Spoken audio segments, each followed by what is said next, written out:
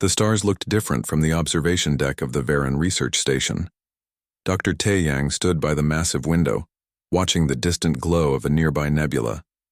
He had spent 40 cycles studying alien life forms, cataloging their biology, understanding what made them tick. To him, every new species was just another puzzle to solve. Today, he had something special. The station had just received 27 new specimens from a planet called Earth. The planet was far from the Empire's borders, isolated in a quiet arm of the galaxy. The inhabitants called themselves humans. They were a young species, barely able to leave their own world. Their technology was primitive, their societies fragmented, easy targets for collection. Taeyang walked down the sterile white corridor toward the containment level. His footsteps echoed in the silence. He carried a datapad ready to record his initial observations. The High Council wanted a full report on these creatures. Were they intelligent enough to be useful? Strong enough to colonize harsh worlds? Docile enough to be controlled? The containment cells were arranged in rows, each one a transparent cube with basic furniture inside. As Taeyang approached, he could see the humans were awake. Most sat on their beds looking confused and scared. Some paced back and forth like caged animals. One was doing strange physical movements on the floor. That one caught his attention. The human was male, well-built, with short dark hair and alert eyes. He noticed Taeyang watching and stopped his exercises. The human stood up slowly, his posture straight and confident despite being imprisoned. His eyes tracked Taeyang's every movement. Commander Jiwoo had been awake for 3 hours now. The last thing he remembered was leaving the military base after a late-night training session. Then there was a bright light, a feeling of weightlessness and nothing. When he woke up, he was here, in this impossible place, wearing thin gray clothing instead of his uniform. The creature watching him was definitely not human. It was tall and thin, with smooth blue-gray skin and large black eyes. It wore a white coat like a scientist or doctor. Jiwoo kept his face neutral, but his mind was racing. Where was he? How did he get here? And most importantly, how could he get back? He looked around his cell carefully, memorizing every detail. The walls were some kind of clear material, probably very strong. There was a bed, a toilet, and a sink. No windows except for the transparent walls. No obvious way out. But there had to be something. There was always something. In the cell next to him, a woman was sitting cross-legged on her bed, eyes closed. Dr. Hana was trying to stay calm. Panic would not help. Logic would. She was a scientist, an astrophysicist. If this was really happening, if she was really on an alien spacecraft or station, then she needed to observe and learn. She had noticed several things already. The gravity felt normal, which meant their captors had artificial gravity technology. The air was breathable, probably adjusted for human needs. The lighting was constant, no day-night cycle. And there were cameras in the corners of each cell, small and hard to see, but definitely there. Hana opened her eyes and looked at the other prisoners. She counted them, 27 including herself. Different ages, different backgrounds from what she could tell. Some were in military clothing, others in civilian clothes. One young man in the cell across from her was hitting the walls, shouting in anger. Specialist Kyung-soo was not handling captivity well. He had always been a fighter, quick to anger, slow to back down. The idea that he had been taken like this, powerless and helpless, made his blood boil. He pounded on the transparent wall again, knowing it was useless but needing to do something. The alien scientist made a note on his device and moved on. Kyung-soo watched him go, fists clenched. He would remember that face. If he ever got the chance, he would make these creatures pay for what they had done. Taeyang returned to his laboratory and began reviewing the initial scans. The humans were fascinating. Their bodies were incredibly resilient, their immune systems aggressive and adaptable. Their brains showed unusual activity patterns, suggesting high levels of stress response and problem-solving capability. But what really interested him was their emotional responses. Most species, when captured, either shut down or became passive within days. These humans were different. They stayed alert, aggressive even. The scans showed elevated heart rates, increased adrenaline production, and constant brain activity. They were not giving up. He scheduled the first round of tests for the next day. Physical tolerance assessments, tissue samples, psychological profiling, standard procedure for new species. Nothing that would cause permanent damage. The High Council had rules about specimen treatment after all. That night, if it could be called night in a place with no natural light cycle, Ji-woo lay on his bed and listened. The station made sounds, soft humming from machinery, occasional footsteps in distant corridors, the gentle whoosh of air circulation. He listened to all of it, building a mental map of patrol patterns. He also listened to the other prisoners. Some were crying. Some were praying. One was talking to himself in a language Ji-woo did not understand. But there was no panic, no screaming. These people were scared, but they were not broken. That was good. That could be useful. Ji-woo began tapping on the wall of his cell. Not random tapping, but a pattern. Morse code. 3 short taps, 3 long, 3 short. SOS. He repeated it several times, then stopped and listened. From another cell, far down the row, came an answering pattern. Someone else knew Morse code. Good. Ji-woo smiled in the darkness. Communication was the first step. Organization was the second. And escape was the third. In her cell, Hana was not sleeping either. She was thinking about the view she had seen briefly when they brought her in. Stars. Not Earth stars. The constellations were all wrong. She was somewhere far from home, maybe impossibly far. But during the transport she had seen something else. Screens, displays, alien writing she could not read, but technology she might understand. Energy readings, navigation systems, communication arrays. If she could access any of those systems even for a moment, she might be able to send a message. A signal. Coordinates. She just needed an opportunity, and she needed to survive long enough to find it. The next morning, Tae-young began the experiments. The humans were brought out of their cells one by one, escorted by armed guards. The guards were necessary, he had been told. Some species became violent when tested. The first human, a middle-aged man, was placed in a testing chamber. Tae-young ran him through a series of physical challenges while monitoring his vital signs. The human's endurance was remarkable. His body seemed designed for sustained effort, for pushing through pain and exhaustion. The second subject was Hana. When they brought her to the examination room, she looked around carefully, taking in every detail. Tae-young noticed her intelligence immediately. She was not just scared. She was analyzing, learning. During the examination, while Tae-young was reviewing scan results, Hana spotted a data terminal near the door. It was active, unlocked. The guard was watching her, but his attention drifted for just a moment. She moved fast. Her hand shot out to the terminal, fingers dancing across the interface. The alien symbols meant nothing to her, but the underlying logic of the system was familiar. All computers worked on similar principles. She found what looked like a communication subroutine and triggered it, uploading compressed data before anyone could stop her. The guard grabbed her, pulling her back. Tae-young rushed over, checking the terminal. There was some minor activity in the logs, but nothing that seemed important. Probably just a random input. The human could not possibly understand their systems, but Hana knew better. She had done it. Buried in that data burst was everything the terminal had access to: station coordinates, shield frequencies, energy signatures, and it was headed toward Earth at faster than light speeds. Now all she had to do was survive long enough for someone to receive it, and hope that whoever got the message understood what it meant. Back in his cell that night, Ji-woo received a message through the tapping code. Someone had made contact with their systems. Someone had sent a signal home. He allowed himself a small moment of hope. Earth knew where they were now, and Earth would come. He just had to keep everyone alive until then. 3 weeks had passed since the humans arrived at the station. Tae-young was becoming concerned. The experiments were progressing, but not in the way he expected. Most species showed signs of submission by now, accepting their fate. These humans did not. If anything, they were becoming more difficult. The tests had grown more intensive. Sleep deprivation studies to understand their rest requirements. Hunger trials to see how long they could function without food. Stress simulations with loud noises and flashing lights. Each test was designed to find their breaking points. What Tae-young found disturbed him. These creatures had extraordinary tolerance for suffering.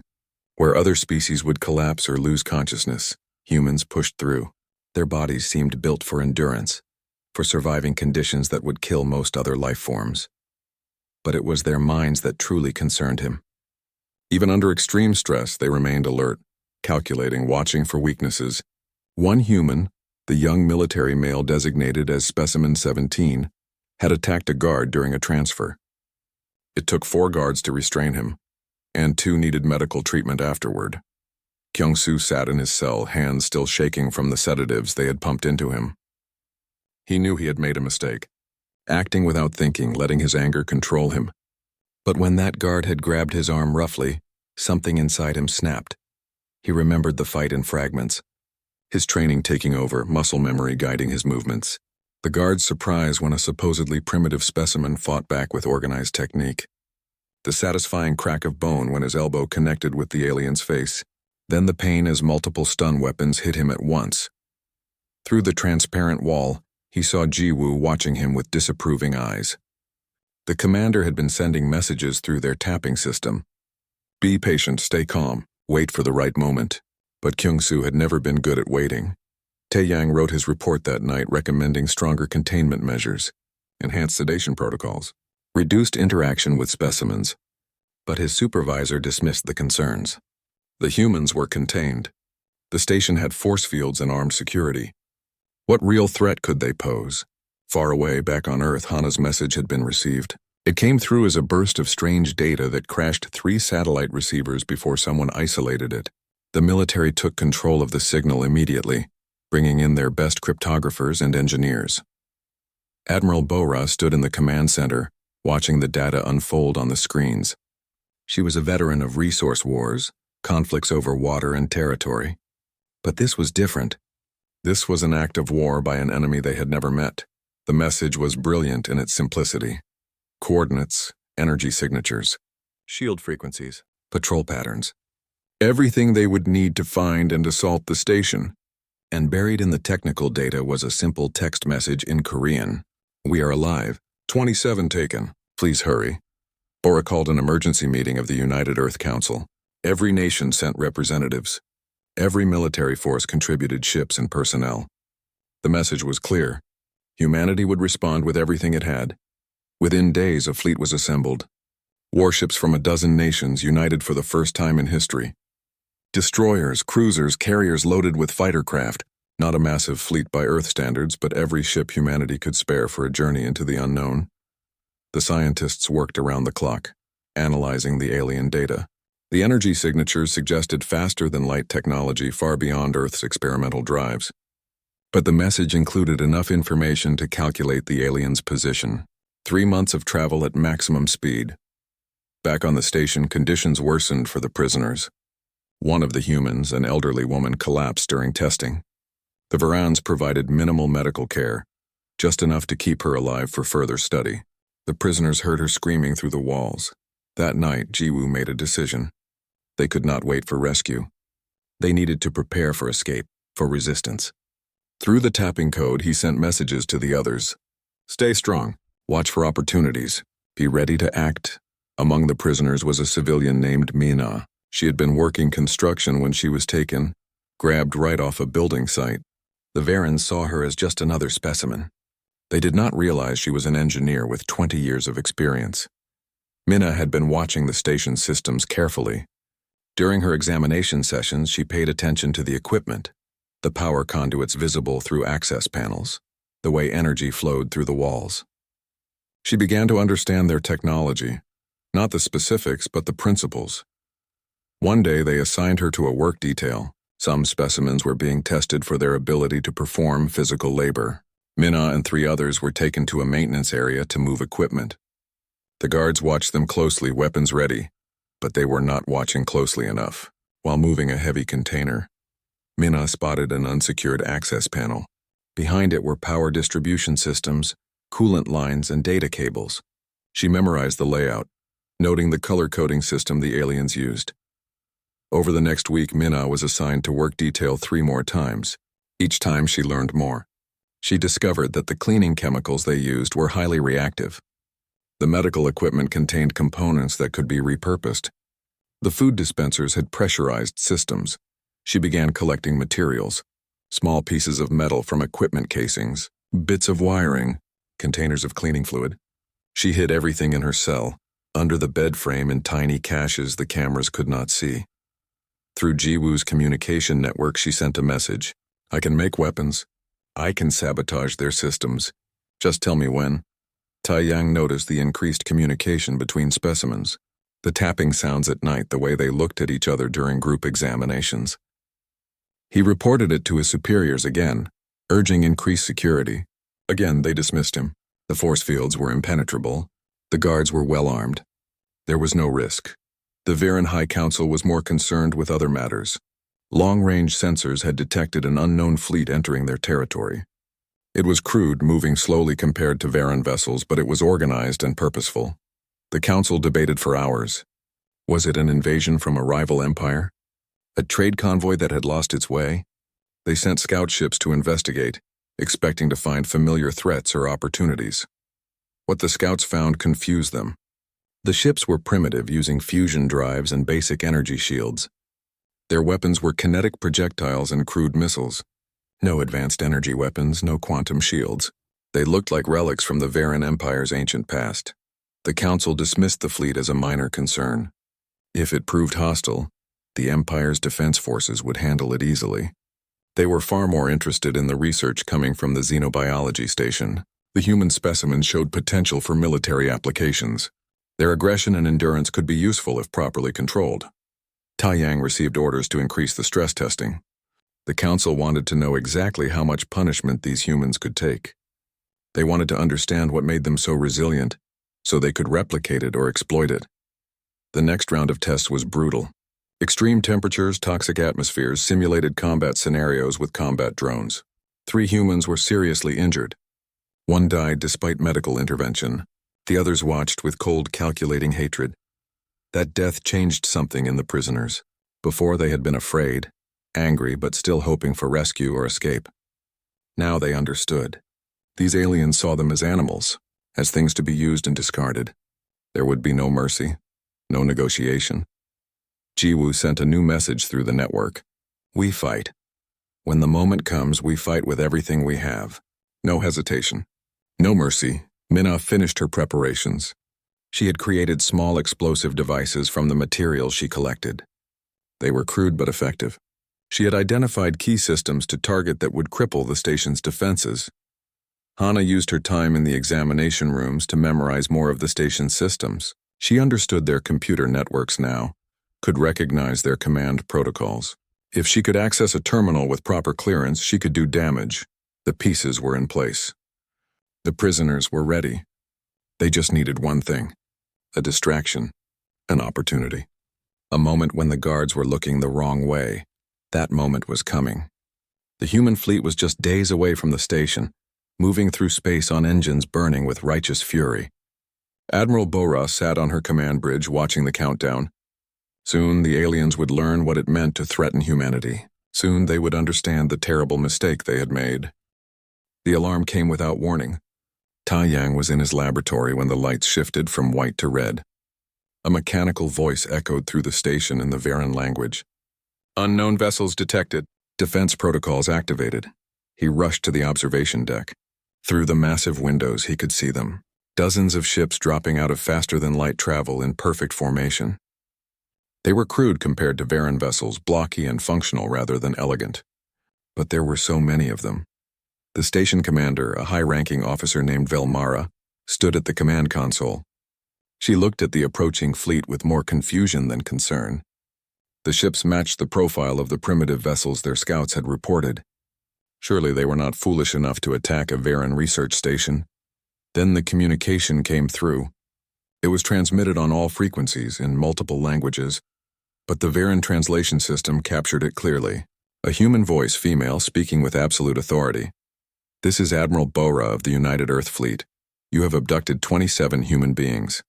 You have subjected them to experiments and torture. You have 10 minutes to surrender control of the station. Return our people unharmed and prepare to answer for your crimes. If you refuse, we will take them by force. This is your only warning. Velmara stared at the communication panel in disbelief. These were the primitive creatures they had been studying. They had tracked the station across light years of space. Impossible. The humans barely had functional space travel. She opened a channel to the fleet. This station is property of the Veran Empire. You are in violation of our territorial space. Leave immediately or face destruction. The response was not words. It was weapons fire. The human ships opened up with everything they had. Railguns hurled metal slugs at tremendous velocities. Missiles streaked through space, hundreds of them, overwhelming the station's point defense systems. Nuclear warheads detonated against the shields in blinding flashes. The station's shields held but barely.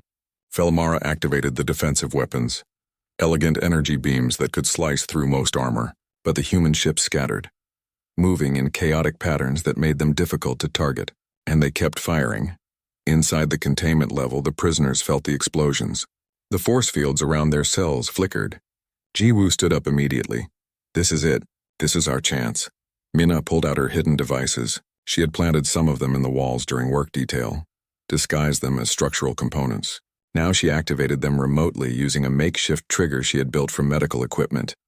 The explosions were small, but perfectly placed. Power conduits ruptured, control systems overloaded. The force fields around the cells vanished as backup power struggled to maintain critical systems. The guards rushed toward the containment level, but they were too late. Jiwoo was already out, moving fast.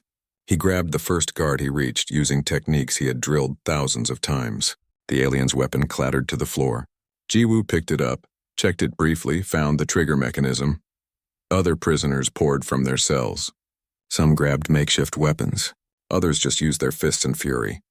Kyung-soo hit a guard with such force that the alien's helmet cracked. Hana dove for a control panel, her fingers flying across the interface. She accessed the security system, using everything she had learned from watching the aliens work.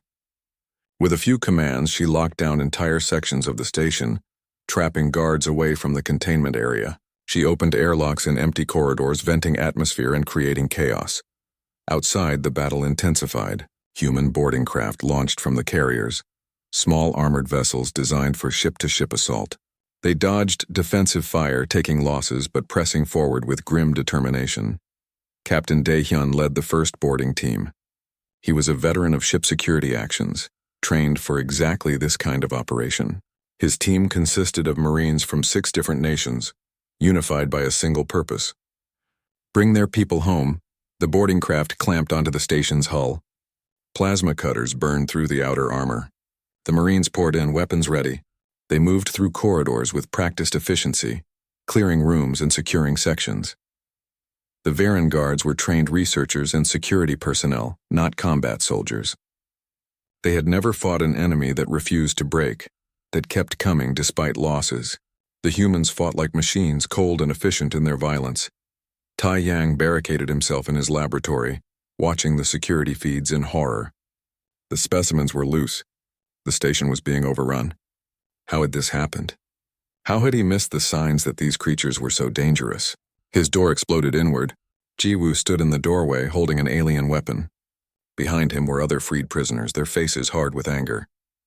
Taeyang raised his hands, trying to speak, to explain that he was just a scientist following orders. Jiwoo looked at him for a long moment. He remembered the tests, the pain, the screaming. He remembered the elderly woman who died because these aliens were curious. He remembered the casual cruelty, the clinical detachment. No, Jiwoo said quietly. No mercy for you. The weapon fired once. Taeyang collapsed. The freed prisoners moved on, hunting through the station for more of their captors. Captain Dae-hyun's team linked up with the freed prisoners in a central corridor. There was a brief moment of confusion. Weapons raised, then recognition. The captain lowered his rifle. Commander Jiwoo, I presume. Jiwoo nodded. Good timing, Captain. We were starting to think you might not make it. Despite the situation, Dae-hyun smiled. Would not miss it. Orders are to secure all personnel and extract. The Admiral wants this place taken intact if possible. The combined force moved through the station systematically, room by room, corridor by corridor. The Varen defenders tried to mount a resistance at the command center, but it was futile. Human soldiers breached the doors with explosives, stormed in behind stun grenades and overwhelming firepower. Velmara found herself staring at a dozen weapons pointed at her face. She raised her hand slowly. This is a violation of galactic law. You will face consequences. Admiral Bora's voice came through the Marines' communication system. You experimented on our people. You tortured them. You killed them. There are no consequences worse than what you have brought on yourselves. The station fell silent. 4 hours after the attack began, it was over. Every Varen on board was dead or captured. The humans had taken casualties too. 3 Marines killed, 7 wounded. but all 24 surviving prisoners were recovered alive. Jiwoo stood on the observation deck looking out at the human fleet. Ships that had traveled farther than any human vessel before, driven by a simple purpose: protect their own. He felt pride and sorrow mixed together. Hana joined him. She looked exhausted, her hands still shaking from the adrenaline. "We did it," she said softly. "We survived," Jiwoo nodded. "But this is not over. This was just one station. There is an entire empire out there. They need to understand what happened here. They need to know what it cost to threaten humanity." On the bridge of her flagship, Admiral Bora reviewed the station's databanks. She found records of the experiments, files on other species the Varans had studied, and she found communication logs showing transmissions to the Varan homeworld. "They know about us now," she said to her officers. "They know we came here. They know we took this station. They will respond." Her tactical officer looked worried. "Admiral, we barely have enough ships to defend Earth if they retaliate. We cannot fight an entire empire." Bora smiled, but there was no warmth in it. "Then we make sure they understand the cost of fighting us. We make sure they know that attacking humanity is not worth any price. Open a channel to the Varan homeworld." The transmission went out across space, carrying a message that would change the galaxy forever. It contained footage of the experiments, evidence of the atrocities committed. And it contained a promise. "You declared war when you took our people. Now we finish it." 2 months passed. The war spread like fire across the stars. The Varan Empire mobilized its military, confident that their superior technology would crush the primitive humans quickly. They were wrong. Back on Earth, every factory, every shipyard, every resource was dedicated to the war effort. Humanity had fought wars before, terrible conflicts that nearly destroyed them. But those wars taught them how to unite, how to produce, how to adapt. Now all that knowledge focused on a single enemy. The humans did not fight like the Varans expected. They did not meet the elegant Varan fleets in open battle. Instead, they used ambushes, traps, and hit-and-run tactics. They placed mines in asteroid fields. They hid ships behind moons and struck without warning. They retreated when they should advance, then turned and attacked when the Varans pursued. Admiral Bora commanded from her flagship, coordinating a dozen battle groups across multiple star systems. She studied every engagement, learning from each victory and defeat. The Varans had better shields, better weapons, faster ships, but they fought by rules, by tradition. They expected their enemies to do the same. Humans had no such rules. They would sacrifice one ship to destroy 3. They would feign retreat to lead enemies into kill zones. They would use every trick, every deception, every advantage they could find. Colonel Young Mi ran the Psychological Warfare Division. She was a former intelligence officer who understood how information could be a weapon. She broadcasted the footage from the research station across every Varan communication channel. The civilians of the Varan Empire saw what their government had done. They saw the experiments, the torture, the casual cruelty. Many were horrified. Protests erupted on several worlds. The High Council tried to suppress the information, but it was too late. Doubt had taken root. Youngmi did not stop there. She created false intelligence reports suggesting human forces were far larger than they were. She spread rumors of secret weapons, of planned attacks on civilian worlds. The Varan military spread its forces thin, trying to defend everywhere at once. Meanwhile, scientist Jae-hoon and his team worked around the clock analyzing captured Varan technology. They had recovered intact systems from the research station, computer cores full of technical data. What they found was revolutionary. The Varan shields were powerful but required enormous energy. Human engineers created smaller, more efficient versions using human power generation technology. The Varan energy weapons were elegant but complex. Humans simplified them, made them easier to produce and maintain. But the most important discovery was in the Varan fleet coordination system. Their ships operated as a network, sharing data and commands through a central AI. It made them efficient, able to respond quickly to changing situations. It also made them vulnerable. Jae-hoon found the access codes buried in the captured data. He found the protocols that let ships communicate with each other. And he found a way to exploit them. If human cyber warfare teams could access that network, they could feed false data, create confusion, even take control of enemy ships. Dr. Hana, now serving as a military advisor, helped develop the attack strategy. She understood both Varan technology and human tactics. She identified targets, priority systems, vulnerabilities in the Empire's infrastructure. The human fleet struck at Varan industrial worlds, places where ships were built and weapons manufactured. They did not target civilians, but the destruction of factories and shipyards crippled the Empire's ability to replace losses. Every Varan ship destroyed could not be replaced. Every human loss was quickly filled by new vessels rolling out of Earth's shipyards. The Varan High Council convened an emergency session. The war was not going as planned. They had lost 3 battle groups in ambushes. Industrial production was falling. Public support for the war was crumbling. But pride and fear kept them from seeking peace. Some council members argued for negotiation. Others demanded total war, the deployment of weapons that had been banned for centuries. The debate raged for days while human forces continued their relentless advance. Finally, Admiral Bora decided it was time to send a message the Varans could not ignore. She assembled the largest human fleet yet, every available ship. Their target was Varanfur, the Empire's secondary capital, a world of 6 billion souls and massive military installations. The Varan defense fleet was formidable. Hundreds of ships, orbital weapons platforms, planetary shields. It should have been impossible for the humans to assault. But Bora was not planning a conventional attack. The human fleet dropped out of faster-than-light travel at the system's edge. The Varan defenders immediately moved to intercept. Their ships formed precise formations, shields overlapping, weapons charging. They expected a battle. Instead, the humans broadcast on all frequencies. Jehun's cyber warfare team transmitted the access codes, embedded them in what looked like random noise. The Varan fleet coordination system received the codes and accepted them as legitimate. Then the humans took control. The Varan ships suddenly changed course, turning on each other. Their weapons fired at their own platforms. Their shields dropped. Chaos erupted as Varan commanders tried to regain control, but their systems were locked out.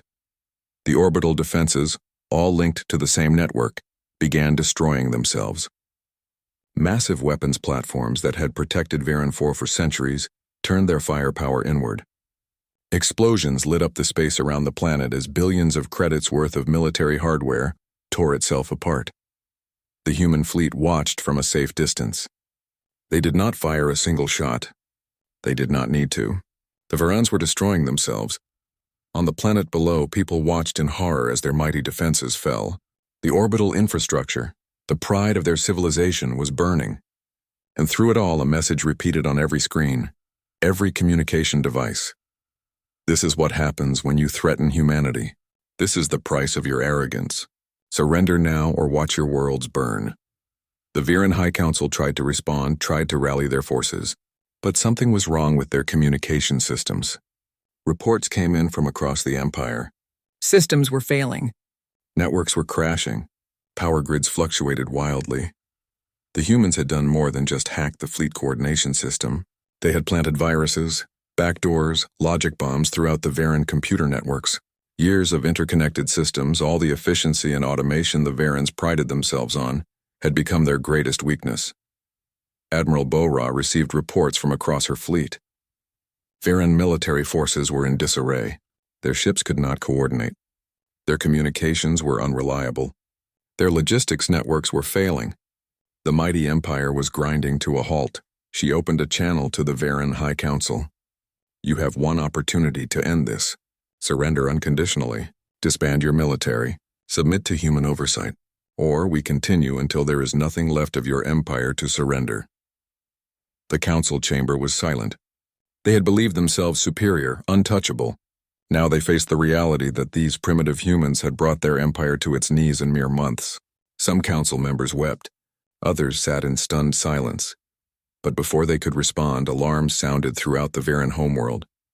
Something catastrophic was happening with their central defense AI, the system that controlled their most critical infrastructure. It had detected the cyber intrusions and initiated emergency protocols. Every automated system, every computer network, every piece of technology connected to the central AI began receiving shutdown commands. The AI was following its core programming. If systems were compromised, shut them down. Prevent enemy control at any cost. Across the homeworld, lights went out. Power plants shut down. Water treatment facilities stopped. Climate control systems failed. Transportation networks froze. In seconds, a civilization of 14 billion people lost everything that kept them alive. Admiral Bora watched the sensor readings with growing horror. She had not ordered this. Her cyber warfare teams had not done this. The Varens had done it to themselves, their own safeguards destroying their civilization.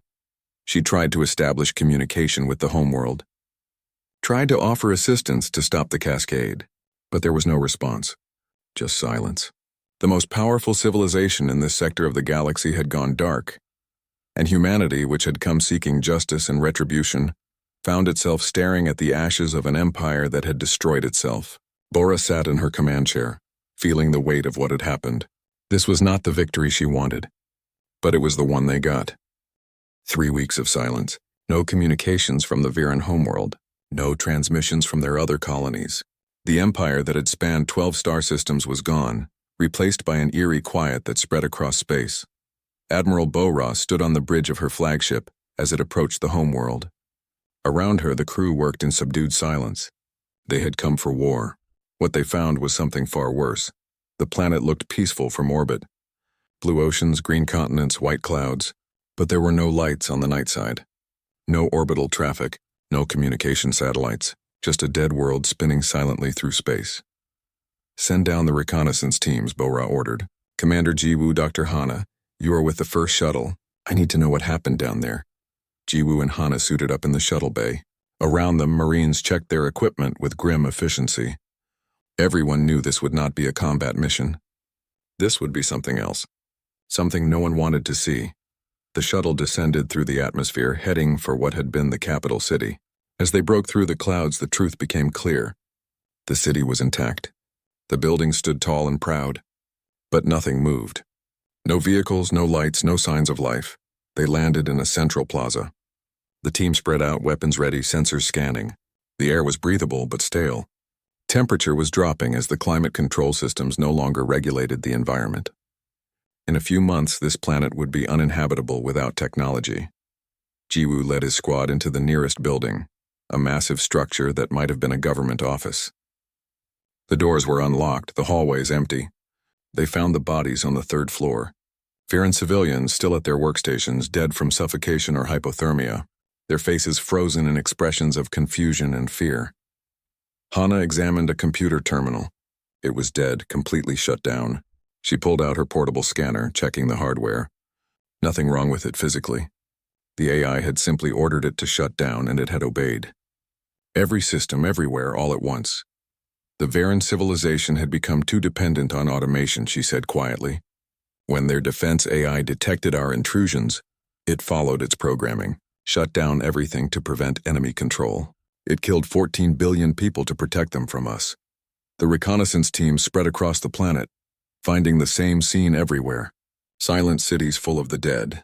The Varens had not had time to adapt, to revert to manual systems. Most had died within days. Some held on longer in buildings with emergency power, but eventually they all succumbed.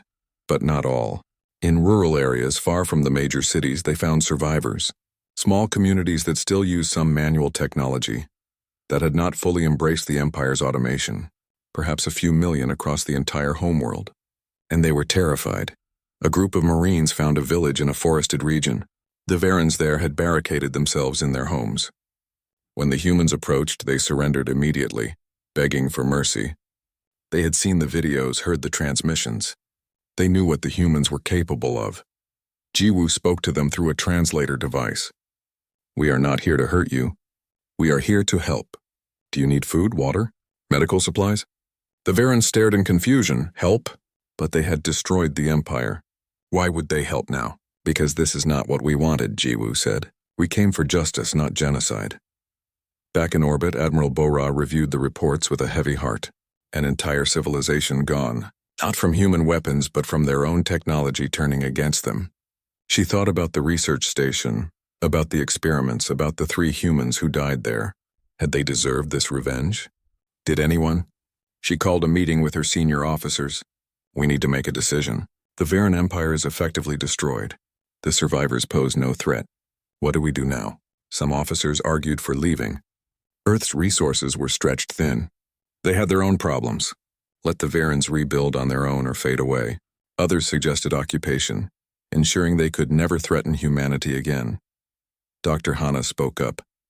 We should help them. Not out of kindness, but because the galaxy is watching. Other civilizations are seeing what happened here. They need to understand that humanity is powerful but not cruel. That we fight when threatened but show mercy when we can. Bora nodded slowly. She is right. We send a message today about what humanity is. Not just destroyers but builders too. We help the survivors establish sustainable communities. We provide technology that works without centralized AI. We show them and everyone watching that we can be merciful. The human fleet began rescue operations. They established supply lines bringing food and medicine to survivor communities. Engineers helped restore basic infrastructure, power and water systems that could operate manually. Medical teams treated the sick and injured. Hana volunteered to stay, leading a team to help rebuild a small colony. It was hard work teaching the Varens to do things their ancestors had automated away generations ago, but slowly they learned. And they remembered that the humans who destroyed their empire were also the ones keeping them alive. Jiwoo visited the ruins of the research station one last time. It drifted in space, a memorial to where everything started. He and the other survivors planted a marker there, bearing 3 names, 3 humans who never made it home, 3 deaths that led to the fall of an empire. Young Mi, back on Earth, compiled the final report. She sent it to every known spacefaring civilization. The report contained everything. The abductions, the experiments, the war, the fall. It was a warning and a promise. Humanity seeks peace, but threaten us and we will respond with overwhelming force. The galaxy received the message. Civilizations that had watched humanity with curiosity now watched with respect and fear. First contact protocols were rewritten across dozens of worlds. A new rule emerged, unwritten but universally understood. Do not threaten the humans. Admiral Bora returned to Earth 6 months after the Varen homeworld went dark. She received medals, promotions, accolades. Politicians praised her strategic brilliance. Citizens called her a hero, but she felt none of the satisfaction victory should bring. She visited the families of the 3 who died on the research station. She told them their loved ones were avenged. She told them the Varen Empire was no more, but she could not tell them it made anything better. The dead were still dead. The empire was still destroyed. And she carried the weight of billions of unintended deaths. One night she stood in her office looking at the stars through the window. Earth had changed. Before they were alone, isolated, naive about the galaxy. Now they knew. They knew there were other civilizations out there. They knew some were dangerous. And they knew humanity could fight back. A message came through her console.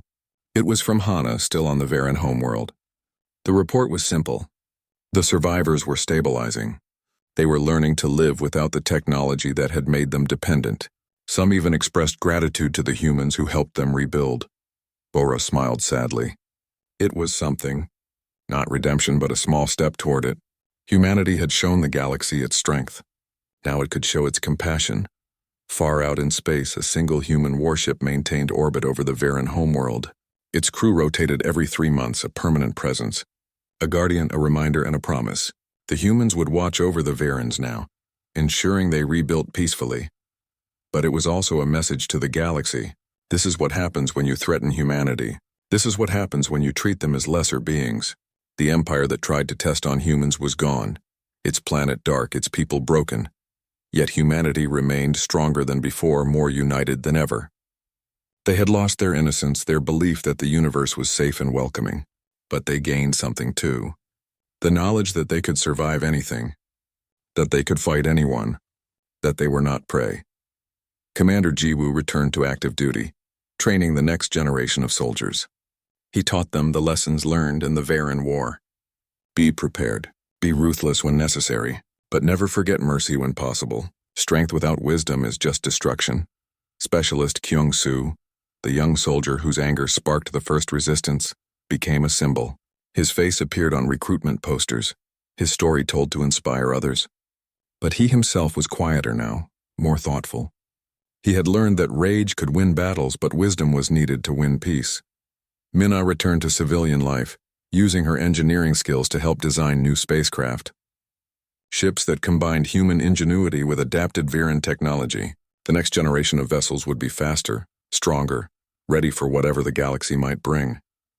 And so humanity moved forward, changed by what happened, marked by the war but not broken. They had announced their presence to the stars with fire and blood. Now they would show the galaxy what else they could be. The Varan homeworld spun silently in space, its cities dark but its forests growing, its rivers flowing. Life continued, different than before but continuing, and above it a human ship kept watch, a reminder of the terrible price of cruelty and the unexpected gift of mercy.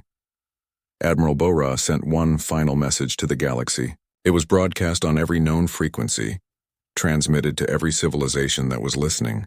The message was simple: we are humanity. We seek peace, cooperation, and mutual understanding.